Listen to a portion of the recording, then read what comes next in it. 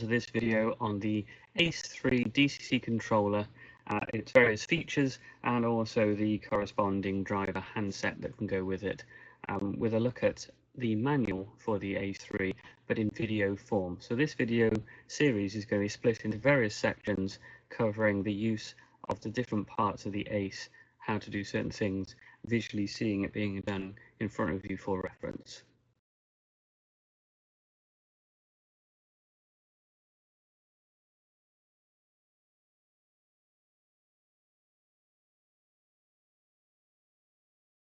Basic overview of the ACE controller. So here we have the ACE controller itself along with the driver handset. Plugged in at the back here, the driver handset is into A input port. We've got the power plugged into the DC in, and then I've got a single connector plugged in and linked to the main. You may have got a double connector which links to program and main, or two single connectors, either is fine. And I've got a length of test track along with some locos to try out on the test track. So let's have a brief overview of the main screen itself. When you first power on, you will find that the screen will be blank, and then it will flicker into life. So at the moment this one's already on. I will just turn this one off. There we go. And when I turn it on, I plug the power in, there'll be a brief flash, and then the screen will boot up and tell you the current version. So this current version is 1.37. Version 1.38 is imminently available, but let's have a look at the main screen here. So you've got the panel drive is currently selected on the screen.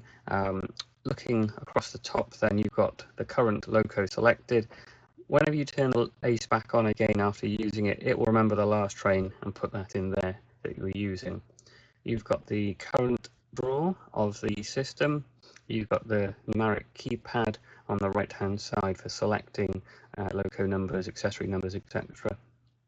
You've got the various buttons then for the panel drive, including the function keys on here, and a more button to take you onto more functions up to 28. And then the main 6 buttons along the bottom here in different colors. So we're currently on panel drive.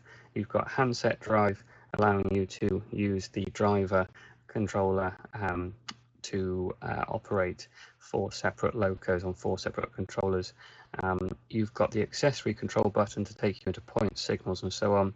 Decoder setup for programming and configuration, and then system setup where you can go through the various things such as loco names, accessory names, and other various features. And then finally you've got the help button. The help button is a very useful one that per page, whichever one of these you are on, when you press it, it will give you relevant help information. Only a snippet of information, as there's quite a lot that you can say per page, which is what these videos are intended to help with. You've got the emergency stop button, and then finally the track power button. So that's the overview of the main unit.